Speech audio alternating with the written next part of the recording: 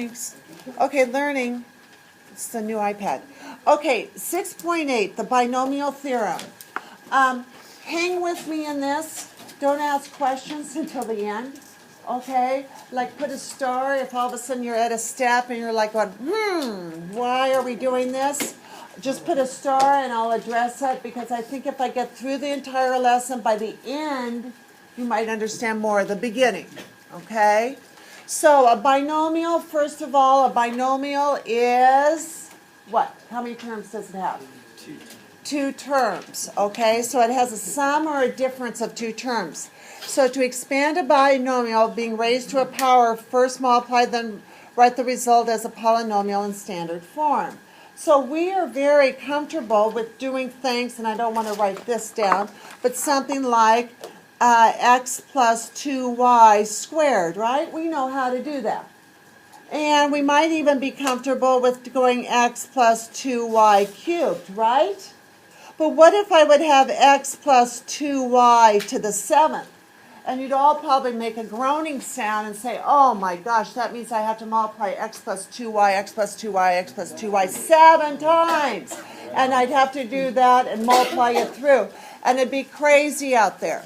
That's why we have a wonderful theorem, because it shows you a short way of finding it, okay? There are two things in this that you can expand a binomial. One way is the Pascals triangle, and the other way is the binomial theorem, which is down here. Okay, so the first thing we are going to learn about is Pascal's triangle. Pascal is a French mathematician, and he came up with this triangle, and I'd like you to make it. You put a 1 up here, then you have a 1 and a 1. All the outsides, the perimeter on the two sides are 1s. And here you have a 1, 2, 1. Here you have a 1, 3, 3, 1. Is anyone seeing anything as far as how this is being formed, how Pascal came up with it? Yes. Very good. 1 plus 1 is 2. 1 plus 2 is 3. 2 plus 1 is 3. So can you do the next row here? What would that be, Momoko? 1, 4, 6, 4, 1. Okay, you guys try and write the next one. The next row of numbers. And you're going to say, what does this have to do with it? And you'll see soon.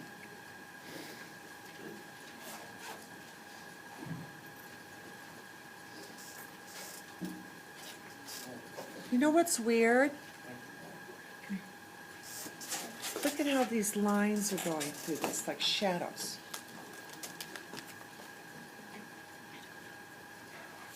Is there a screen on this? Screen on the screen? No, I think I took it off.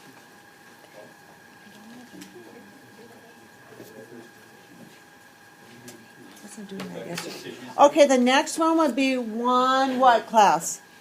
5, 10, 10, 5, 1. Now I'm going to apply it to the binomial. Okay, on this is like if you have a plus b to the 0 power. Anything to the 0 power is equal to 1. If I have a plus b to the first, that would be equal to a plus b, correct? If I have a plus b squared, to show you which ones it goes to. If I would expand that, we would have a squared plus 2ab plus b squared. If I would have a plus b cubed, just accept this for now because I'm right, a cubed plus 3a squared, b, plus 3ab squared plus b cubed. If I have this, a plus b to the 4th, I have a cubed plus 4a cubed b plus 6a squared b squared plus 4ab cubed plus b to the fourth. Are you guys impressed with me? Okay, on the next one, if I have a plus b to the fifth, you would have, oh, this is to the fourth. Is that what you were correcting me on? This would be a to the fifth plus 5a to the fourth b plus 10a cubed b squared plus 10a squared b cubed plus 5ab to the fourth plus b to the fifth.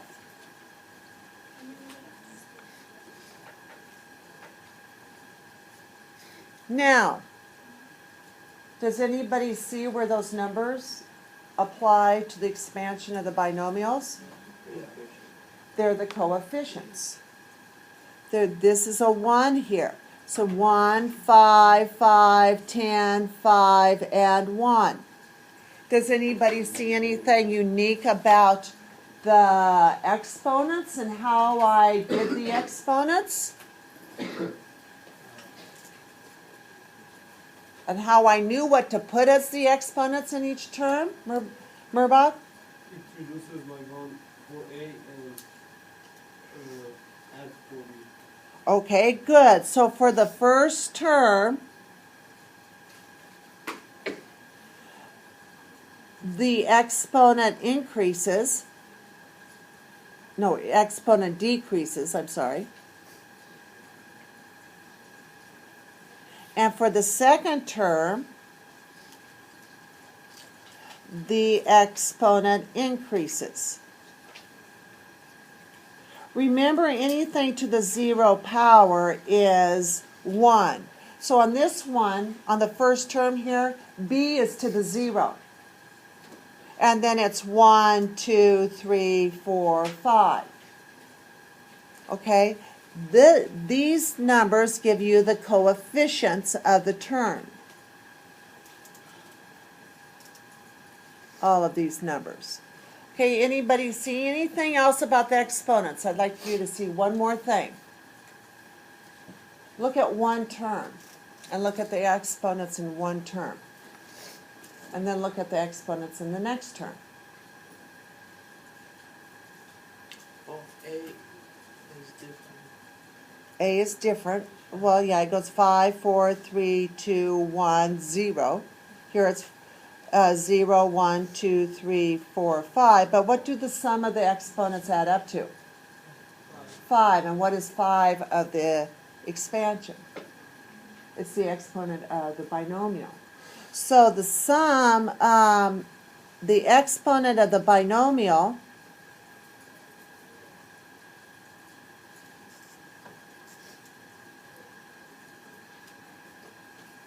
is the sum of the exponents of each term. Does everybody understand what I'm talking about there? So here it's 5, 4 plus 1, 3 plus 2, 2 plus 3. So they always add up to 5. They can't add up to 6.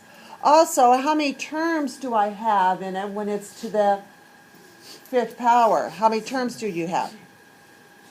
6. When it's 4 terms, how many terms do you have? 5. So when you take it to the, when you have a plus b to the nth, you will have n plus 1 number of terms. You'll always have one more than the original exponent of what you're taking that binomial to. So where does that help you? If I want to use Pascal's triangle to expand this binomial, which row would I look at? It'd have to have how many numbers in it? It would have to have 6, because it's going to have 6 terms, so these are all the coefficients. You'd have to make, the only problem with the Pascal's triangle is you'd have to make this triangle. Sometimes people have this somewhat memorized, and you would know that it would be in this row, so I know that it's 1, 5, 10, 10, 5, and 1. And I would also know that I have an A and I have a B in each one, each term. But what happens with the A? The exponent decreases the first term. So this is 5. This would be 4, 3, 2, 1, 0. Well, this would be 0, 1, 2, 3, 4, 5. And I put a little plus sign in here. Now, what's anything to the 0 power? 1. So this would just be a to the 5th. This is 5a to the 4th b plus 10a cubed b squared plus Howdy. Yes, he's here. Hamza, this is for you. 10a squared b cubed plus 5ab to the 4th plus b to the 5th. Pretty cool, huh? So you thought I was kind of magical, but I wasn't that magical when I was doing it, was I, after you see this? Now, this is getting a little bit harder. Why? Because our terms aren't just a simple variable plus a variable. So pay attention. There's some things that you have to do on this to get it correct. Okay, so example 2. We're going to use Pascal's triangle. It's taken to the 3rd power. So what row, how many terms will my final answer have? 4. So I'm going to look at the row here that has 4 terms. So I'm going to have 1, 3, 3, and 1. Thank you, because then it's not on the screen. So please tell me that. Okay, then I'm going to put in the terms. So I'm going to put in 3x and I'm going to put them in parentheses, and you'll soon see why you need to do that. And I'm going to put in -2 and not just 2. And that makes a difference also. You have to bring the negative with it. Okay? Now I'm going to go, okay, this is going to start with 3 and go down to 0. This is going to start with 0 and go up to 3. Notice all the exponents add up to 3. Okay, so now you have to compute this. 3 cubed is 27x cubed. And -2 to the 0 is 1. So my first term is 27x cubed. My next term will be 3, and this is 9x squared times -2. You need to multiply all that together. I remember last year some students just leaving it as that. You rearrange it, you'd multiply the 3, the 9, and the -2 together, and you'll get a minus 54x squared. On this one, you have a 3, you have a 3x, and you have a positive 4. So 3 times 3 is 9, times 4 is 36x. And the last one, 3 to the 0 is 1, and this would be -8. So it would be -8. Here is your final answer.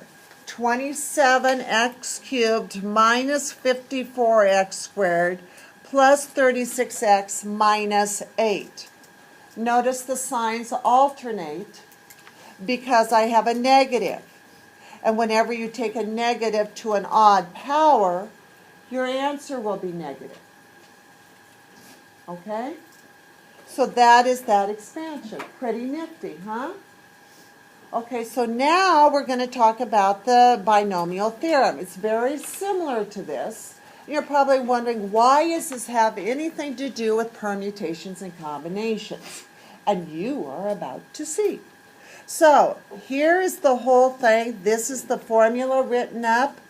Okay, as you can see, when you take the sum of the exponents, it always adds up to n. This is 1, and n is the exponent. These are the steps. We write out the combinations. I'll explain that to you. Write out both terms, just like we did. Put the exponents in, just like we did with Pascals.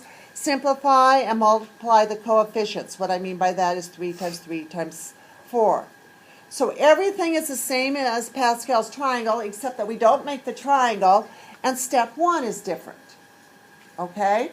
So, turn the page, and I wrote it out again on this side, because it was a terrible page break. Yeah, so that's why, so I put the steps here so that when we see it, we can do it. Okay? So, on here, yeah, I changed up a few things on that. Use the binomial theorem to expand. First of all, how many terms will I have? 5. Always one more than the exponent. Now we're going to use the combinations. It's to the 4th power, and this is what you're going to do. You're going to go C 4 0. Why is it 4? Because it's to the nth degree. And then leave a space, and you have C 4 1, C 4 2, 4 3, and 4 4. Now I'm just going to put in the 2 terms. I'm doing step 2. I made this one real easy. The next one's not as easy. Just get in a habit of putting this in parentheses. And then we put in our exponents just like we did with Pascal's. And so since it's to the 4th power, it starts with 4, 3, 2, 1, 0. That 0 is what makes it 5 terms. And this would be 0, 1, 2, 3, 4. And I'm going to put a plus sign. Now, you're going to say, oh my gosh, we have to figure out all these combinations. And the answer is no. I'm going to show you a trick. On here, the combination of taking 4 things 0 at a time would be 4 factorial over 0 factorial, 4 factorial, right? Using our formula. And that's all equal to 1. Because of what we learned, remember with that pentagon and the triangle? Over here, this would also have 4 factorial, 4 factorial, 0 factorial. So this is also going to be 1. Here on this one, if you have this one, this would be 4 factorial, 1 factorial, 3 factorial. And we can see that that would just be equal to what, class? Because you would write out 4, and the 3, 2, 1 cancels. You would just get 4. Well, guess what this equals? 4 also. So you don't have to do the last half. Why? Make sure you understand why that happens is because of the commutative property. You're getting the same thing here in the denominator. Right? So if this is 1, this is 1. If this is 4, this is 4. And this is going to be what? 6. You'd have 4 times 3. Remember, 4 times 3, and then it'd be all over 2, so it's 6. What are those combination numbers in reference to the Pascal's triangle? They're the row with the 5 numbers. Same thing. Instead of using Pascal's triangle, we're using our combinations formula. And it gives us all of those numbers. Same thing.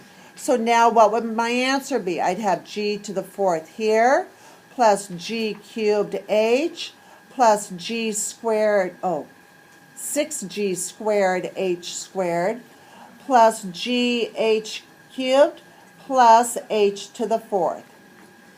And you're done. So now let's look at one a little bit harder, using the binomial theorem. But do you see how it relates to the Pascal's triangle? Everything's the same except you're using combinations instead of using the triangle. But all the other process is the same. Okay, so on here, how many terms am I going to have? 6. So make sure you have room to write 6 combinations. We're doing the binomial theorem, so you can't use Pascal's. 5 0, 5 1, 5, 2, 5, 3, 5, 4, 5, 5.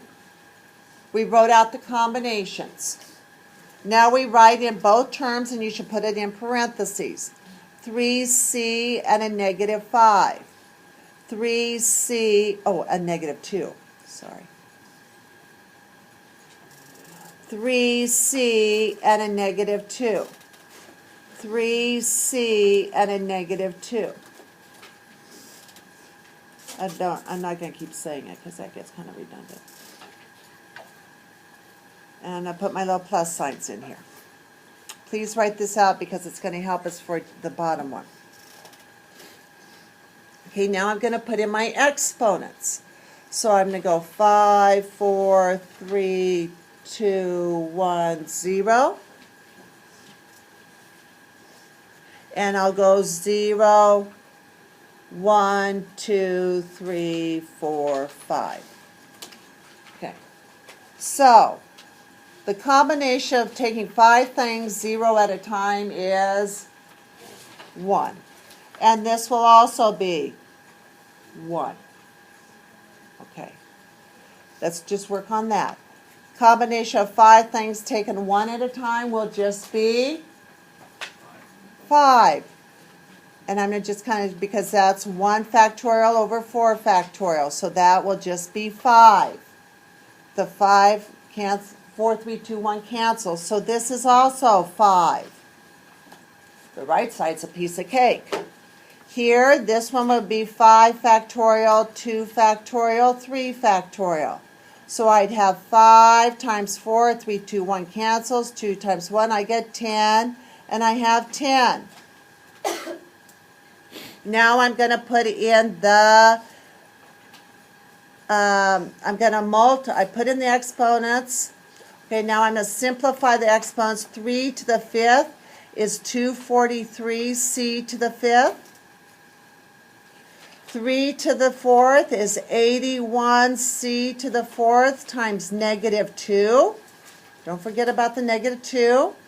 This is 27c cubed times 4. This is 9c squared times negative 8. This is 3c times 16. This is times 1 and negative 32. Now you aren't done. You can't leave it like that. Some students do that and I'll take off, you guys. You need to simplify each term, combining like factors. If you multiply the 5 and the 81 and the negative 2, you get a minus 810c to the 4th. When you multiply the 10, the 27, and the 4, you get 1080c cubed. 10 times 9 times negative 8 is a minus 720c to the 2nd. When you multiply this, you would get 240c, and then you'd have a minus 32, and you are done.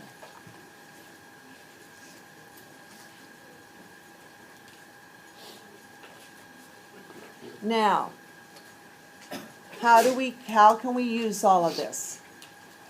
Whenever you have a situation and you're finding the probability of something where it's 50% of one thing and 50% of another thing, well, in this case, it doesn't have, well, I shouldn't have said that. In this case, it's a 50% of one thing and another thing, and it's being tossed 15 times. So how I can model this, and Abraham, you really need to pay attention to this now. Okay. How I can model this is heads and tails, so you only have 2 choices. Okay, and this is what I'm saying, is when you only have 2 choices, because we're talking about a binomial, so male or female, okay, heads or tails on a coin. So you would model it as heads plus tails to the 15th power. Okay, and if I would go through and expand that, just accept this for right now, it would be I'm going to change it to 7. I changed it to 7 because I didn't like to do it so big. you would have h to the seventh, Cheryl. Okay, so I changed it to 7 because I don't want to go 15, it's too long. Plus 7h to the 6th t plus 21h to the 5th t squared plus 35h to the 4th t cubed plus 35h cubed t to the 4th plus 21h squared t to the 5th plus 7ht to the 6th plus t to the 7th. It should have 8 terms in it, and it does. How I got all of those numbers is you could use Pascal's triangle, or this is C from 7, 0 to C 7, 7. Okay? How we know what goes on the left side is by the exponent. You go from 0 up to 5. Okay. So now, let's say, evaluate the probability. My question is, because there's no probability there, no question to it, the probability of having 3 heads and 4 tails. Well, first of all, if you would look at this, if I would add up all of these numbers, all of the coefficients, that will give you what it's out of. And that would give you 128. And I'm going to just put it here for your notes of how I got that. 1 plus 27 plus 35 plus 35 plus 21 plus 7 plus 1. And here then, to have 3 heads and 4 tails. Which term has 3 heads and 4 tails? Right here. Here's 3 heads and 4 tails. So your probability is 35. You take the coefficient. So it's 35 out of 128. It is a reduced fraction. That's your answer. You don't write it as a decimal, you write it as a reduced fraction.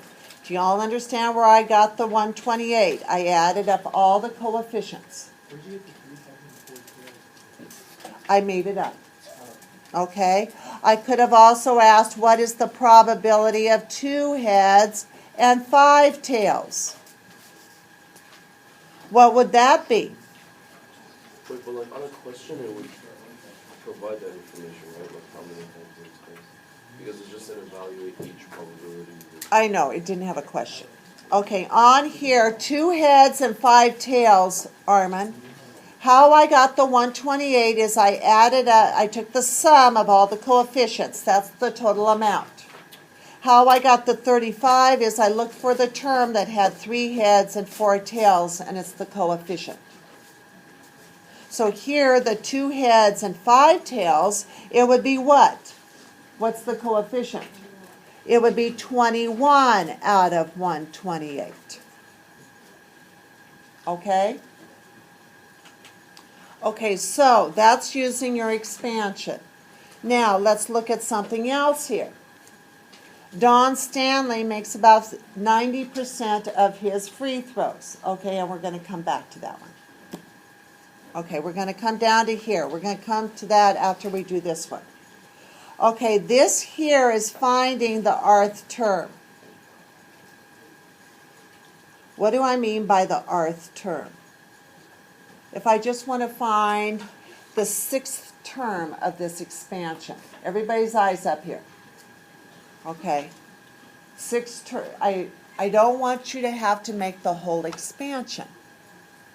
I just want you to find this one. Okay. I want you to know what it is. So let's go back, and I said we're going to use this one again. Number 4. Okay. Okay. If you look at number 4, we know that it has 6 terms. If I would look at this is the first term. This is the second term. This is the third term. 4th, please watch, this is the last thing on this lesson, 5th and 6th term. we always know that the combination, that the left number is 5 because it's being taken to the 5th power. Notice the first term and what's on the left side. It's 0. The second term, what's on the left side? A 1. If it's a third term, it's a 2. If it's a fourth term, it's a 3. If it's a fifth term, it's a 4. So the number on the left side here is always 1 less than what term you want to find. We're looking for patterns. Now, notice this. 1 is also the coefficient of the second term. 2, these are both the same, right? So always the second term will be to that power. So let me have this in the video because I just went out of the video. Here, the 2 and this is the same. The 3 and this is the same. The 4 and this is the same. How do I get this other exponent? The sum has to be what? 5. So now, taking that and knowing what all that's about is, if I want to find the 13th term of this would be 15 here. Oh, thank you, thank you. This would be 15, and what would this be? 12. Because remember, it's always 1 less. Remember up here, here was first term 0, second term 1, third term 2. Okay, now write your 2 terms. What's going to be the exponent of the y? 12. Excellent. And what would this be? 3, because they have to add up to 15. Now you have to figure this out. This would be 15 factorial, 12 factorial, 3 factorial. So we would have 15 times 14 times 13, and we stop. 3 times 2 times 1. So the 3 goes into the 15 5 times. The 2 goes into the 14 7 times, and you will get 455 x to the 3rd, y to the 12th. That is that term. And I didn't have to go expand the whole thing and count over what is the 13th term. So the formula for this is the combination of n things, take an r minus 1, because you take it to the 1 term less, and then I'm going to let p and q be here. And this would be to the same thing as this, and this is n minus r minus 1, because they have to add up to n. So if this is 2 and n is 5, then it's 5 minus 2. So everybody just try and set this one up. And then I'll show you how it applies to example 5. And I'll show you how it can apply to flipping a coin.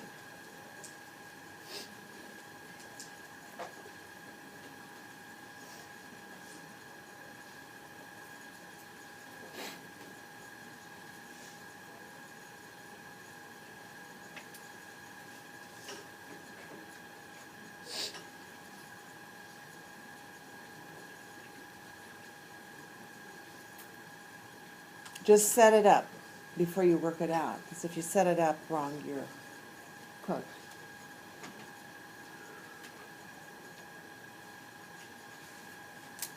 Okay, what's going to go on the left? The combination of how many things? 7, and what would go here? 4. This would be 2x, and I have a negative 7. What's going to go with, or negative y, sorry. What would go with the negative y? 4, and what would go here? 3. What? Any questions on where I got those numbers? Okay, so now we work this out. 7 factorial, 4 factorial, 3 factorial. 7 times 6 times 5, cancel it. 3 times 2 times 1. You get 35. You get 8x cubed, and you get a y to the 4th. So you get 280 x cubed y to the 4th. Now, how can that apply to Don Stanley or Kobe Bryant? Do you guys even know who Don Stanley is? No. Oh, old guy. Okay. Makes about 90% of the free throws. Oh, it's a girl. She attempts. Find the probability that she will make exactly 8 out of 10 consecutive free throws. So what I could do is I'll say X is the one she makes. Y is the ones she misses.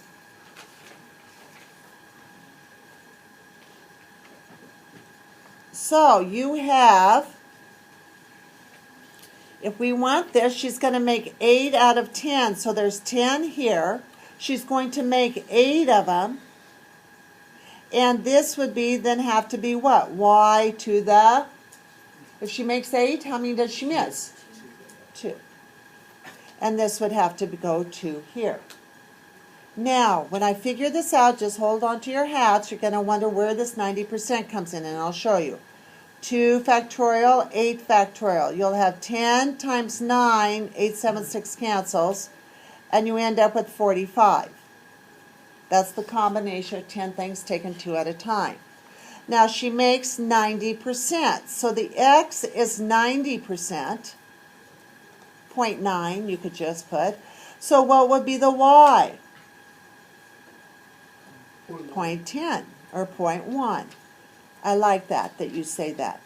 So you could have 0.9 to the 8th and 0.1 to the 2nd, and you would use a calculator on that, and you would get about 0.19371024445 it would come out to. So it's around 19%. Okay? Or 0.19. Since it was given in decimals, you could write your answer in decimals.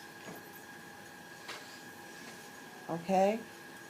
So on this one, if you're looking at this one, let's just take this one and do it that way. We know that this is going to be 7. We know that the heads has to be 3 and the tails have to be 4. And so you would have 4 here. So you would have 7 factorial over 4 factorial, 3 factorial. This would be 7, 6, 5. Once again, 3, 2, 1, getting a little redundant. You would get 35 h cubed and t to the 4th. And you're saying, well, that's how many times that's a term, but this is 0.5. So, since I have it in fractions, if you would have 1/2 to the 3rd and 1/2 to the 4th, look what you're going to get. You're going to get 35 1/8 times 1/16, and you get the same thing. Okay, so it's interesting. All of these will add up to that. So you can see how that all works. Pretty nifty, huh? So you've learned 3 things. You've learned the Pascals triangle. You've learned how to expand the binomial theorem. You've seen how that works in probability, which is into our next lesson. And then you've learned how to find the rth term. Okay, big day.